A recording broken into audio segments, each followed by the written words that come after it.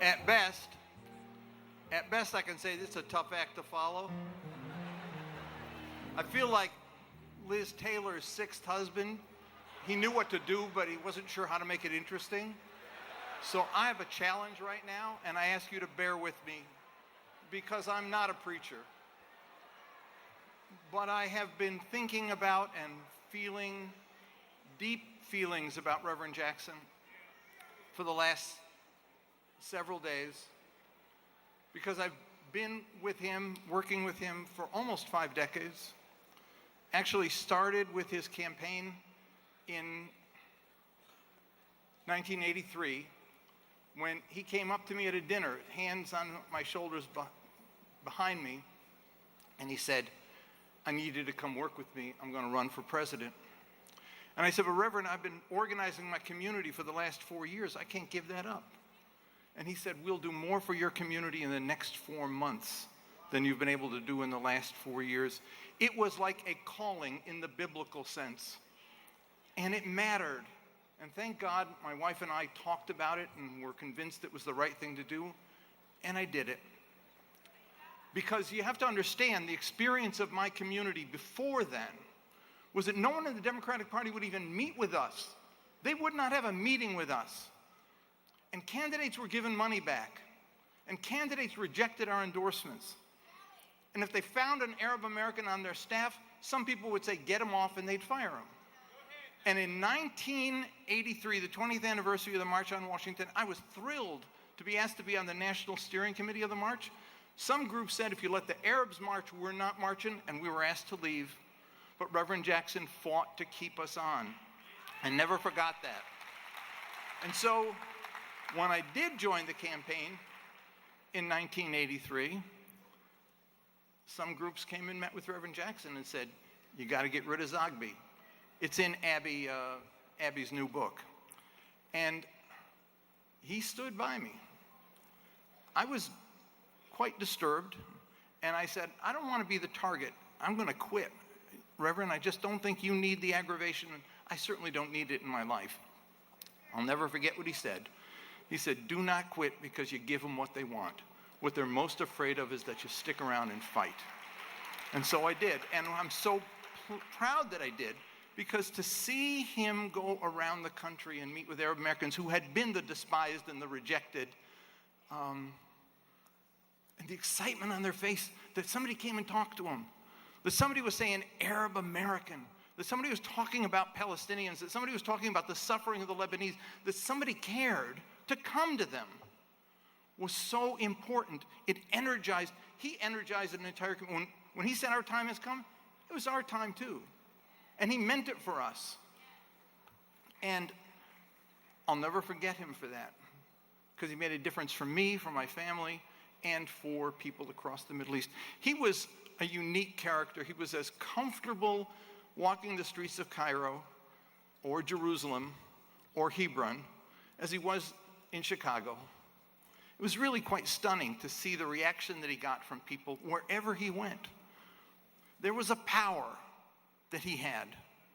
And I've thought a lot about that power. Where did it come from? Yes, Jackie, it came from you. And I know that because I saw what you did to buck him up sometimes when he needed it. But the power came from someplace else. It came from, I think, 2 places that I'd point to. One of them is that he carried the weight of generations on his shoulders, as Isaiah said. He felt the pain of his own personal history and of the history of his people.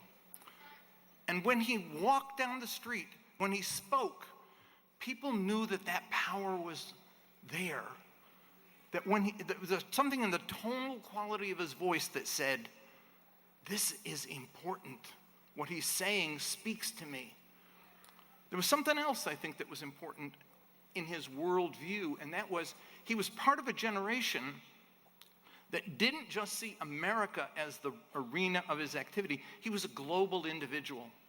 When he went to Africa, when he went to the Arab world, when he went to Asia or the Americas, he felt part of that world. He was part of almost the national liberation consciousness that existed. He did not go into the nationalist direction, but he fused together being American with being a person in the world.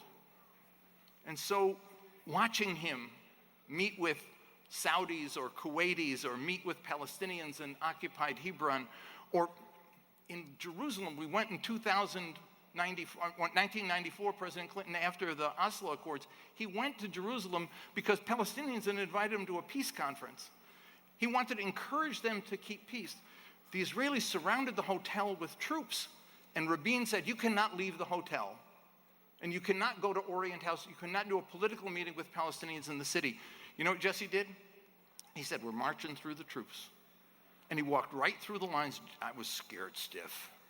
I mean, I said, oh my God, this is crazy. I know you do it in the South and get away with it. You don't do this in Jerusalem. But you know what happened? The young Israeli soldiers, they wanted their pictures taken with them. They wanted to touch him. They wanted to be near him. And the Israeli commanders were, get away from him. They couldn't stop their soldiers from wanting to be next to the power of Jesse-Jackson. And the Palestinian reaction was amazing. I have to tell you one thing, just final thing here. He freed Robert Goodman. But guess what?